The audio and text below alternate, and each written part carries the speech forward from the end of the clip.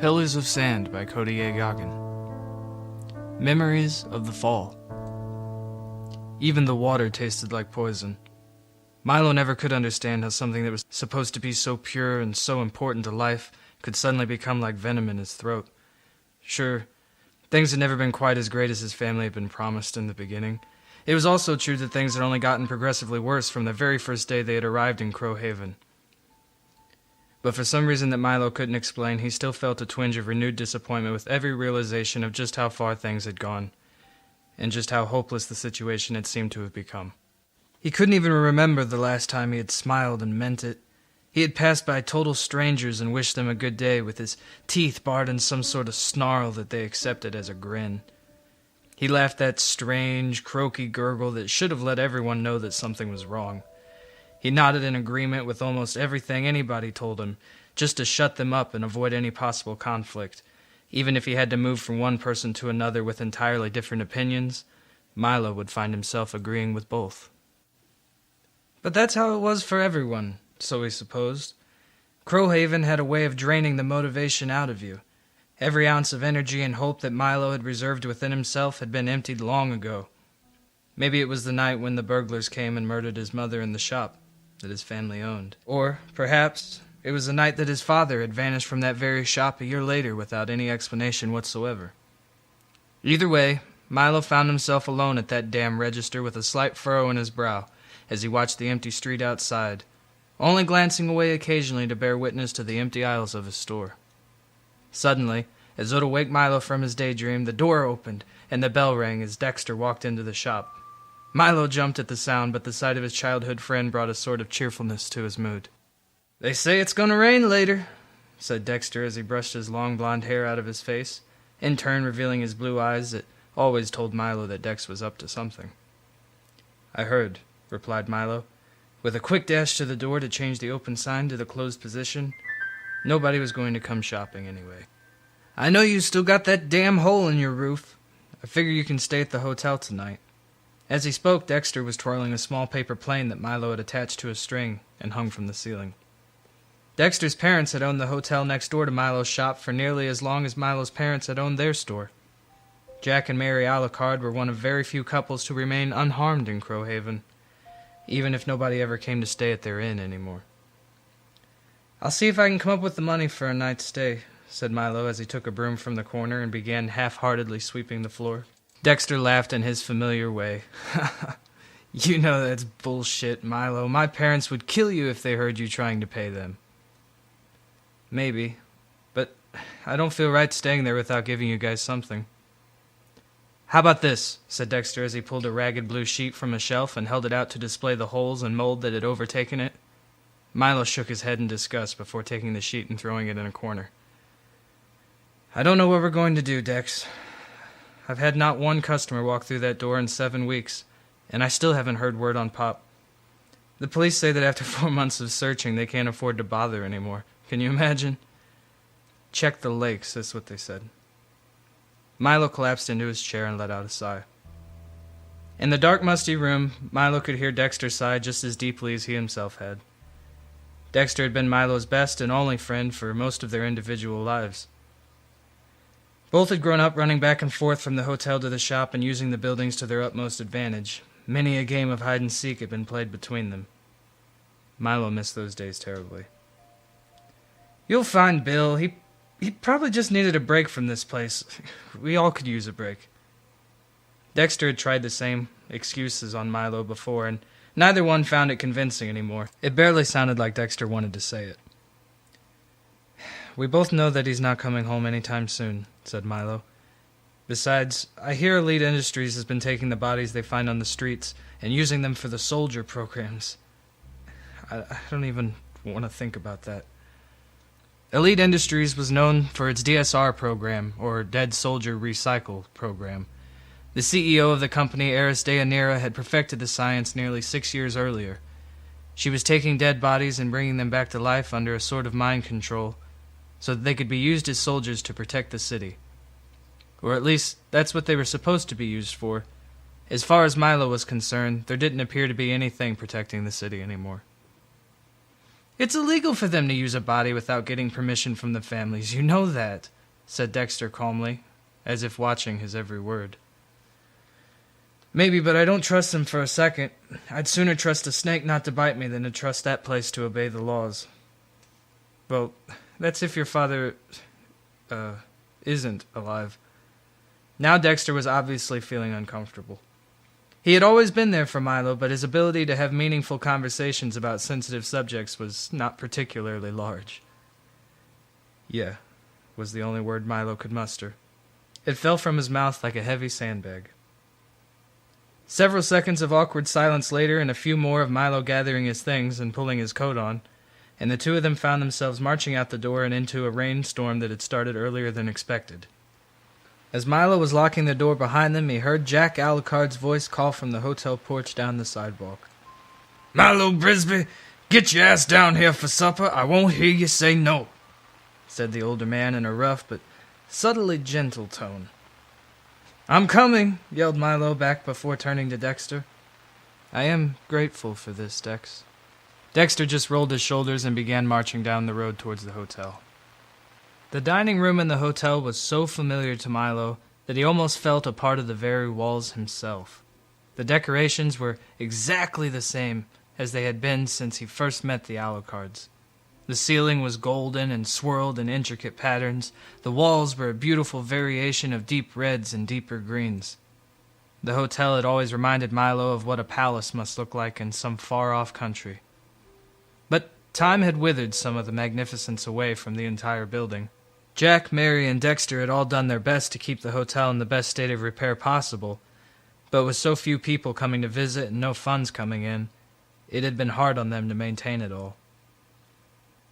"You've always been the best cook I've ever known, Miss Alucard," said Milo politely as he brushed away a few crumbs from his jacket. It was true. Mary could make almost anything, and could make it better than almost anyone. As the chef for the hotel, she had certainly had enough practice. "You're too kind, Milo. I bet anything would taste better than whatever you've been feeding yourself over there these past few months. Why haven't we seen more of you?"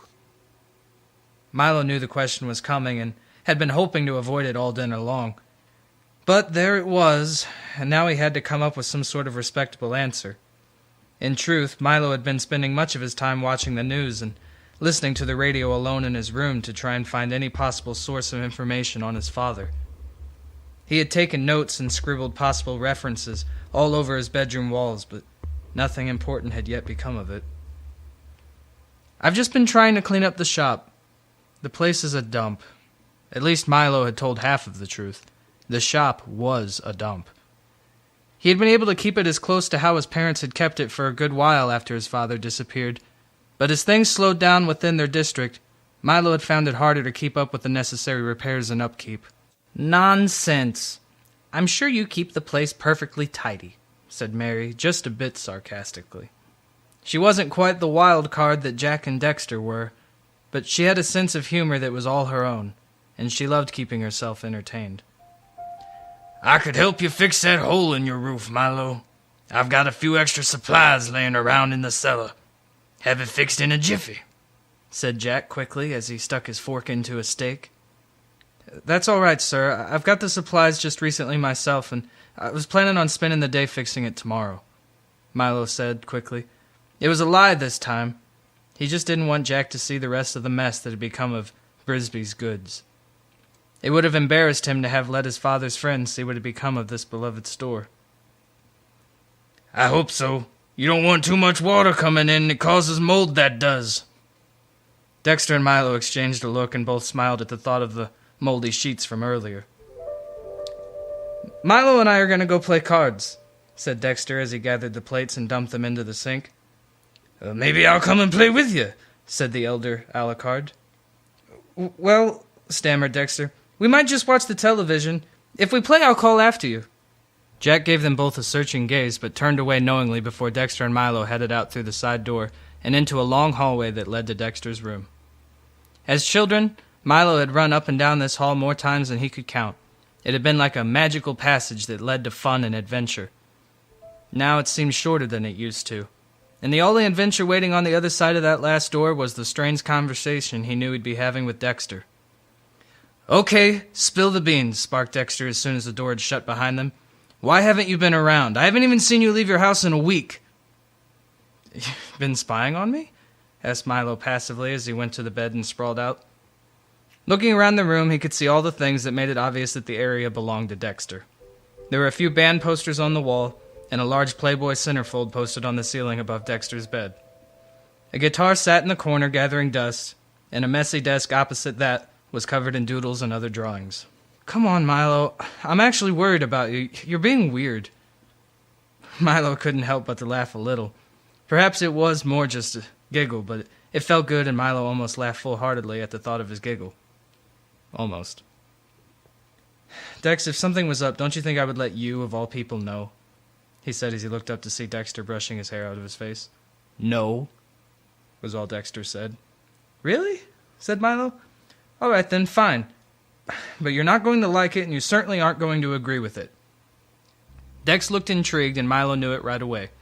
This was exactly the sort of thing that would get Dexter excited, and Milo suspected that he would support it completely. I'm going to leave soon, began Milo slowly. I'm going to search for my dad, and see if I can find out why this part of the city has been so cut off from the rest of Crowhaven. It doesn't make sense that only certain parts of town are bustling with business, and ours is left here to rot and decay. Dexter had a huge grin on his face that stretched from ear to ear. Nobody had left the district in years, and anyone that did certainly never came back. It was dangerous and foolish, according to the wiser members of the population. But Dexter had always been curious about the rest of the city, and Milo was about to provide his reason to leave. I'm coming with you, he said to Milo flatly. You have to let me. What about your parents? Asked Milo in a voice that conveyed real emotion. He couldn't stand the idea of leaving Jack and Mary to tend the hotel alone. It would eat at them to not know where their son had gone off to. They'll manage, Milo. They always do, and you know it. I'll leave them a note saying not to worry, and that I'm coming back, and they'll never even miss us. It's not that simple, said Milo. There are restrictions on leaving the districts now, and guards everywhere you turn. I've been trying to find a quick and easy way out, but I haven't come up with one yet. I thought the old train tunnels would be a good idea, but now I'm not so sure. They patrol them. So I thought the waterways underneath, but that could be even more dangerous. The train tunnels were like a wall around the city. Above were high-rise buildings that offered office and apartment space. Within were the subways. And below were the sewers and waterways. At the gates to the city, there rose a single tower that stretched higher than any other that could be seen from nearly anywhere in Crowhaven. Elite Industries headquarters, where the puppet soldiers were manufactured. Milo had never seen much of any of this, but he had seen maps and paintings. I'll think of something, said Dexter earnestly. Milo had to fight a scoff to the back of his throat before continuing. Well, I'm not leaving for a while yet, so we've got plenty of time to think about it. If I even let you come with me, finished Milo as he stood up. Come on now, let's go play cards with your old man. The evening was spent playing poker and betting with pretzels. By the time they finished, the pretzels had all been eaten, and Milo was ready for bed. The entire night would have reminded him of old times, if not for the overbearing presence of a ghost in the room. The ghost of his mother and father sitting with Jack and Mary discussing politics and business, while Dexter and Milo talked about girls and music. No matter how hard they all tried to ignore it, there was something off about them sitting there playing cards. The air felt funny. It smelled funny. Lying in the room that the Alucards had given him, Milo found himself remembering things his parents had told him and places they had warned him about. He could fondly remember the way his mother would tell him that everything would turn out fine, so long as he kept to himself and did everything carefully. But now he had to wonder if that were true. Perhaps if he had taken a few more risks during his life, and dared to make a stand just a bit louder than he had, maybe she would even be alive. Then there were the things his father used to tell him. Never listen to anybody, never trust anybody, and never have hope in foolish things. Life isn't fair, and it's going to stay that way. That had been hard for someone like Milo, who held on to hope so viciously, and never let go of anything he thought might be important in some way. If I never trust anyone, how can I ever be friends with them? He would ask his father desperately. Friends are just the quickest way to get hurt. Trust me when I tell you, son. Don't trust anyone. It all seemed rather ridiculous now. Milo's parents had been two very different people that had come together under incredibly strange circumstances, and had somehow managed to make it work out. Really, Jack and Mary Alucard were the same in that regard. These two couples had come to Crowhaven to carve out a place for their families, and worked against insurmountable odds to survive. They had been told that Crowhaven would offer refuge to those that the rest of the world had shunned, and that the city would offer opportunities like no other to the children of the future. What a joke.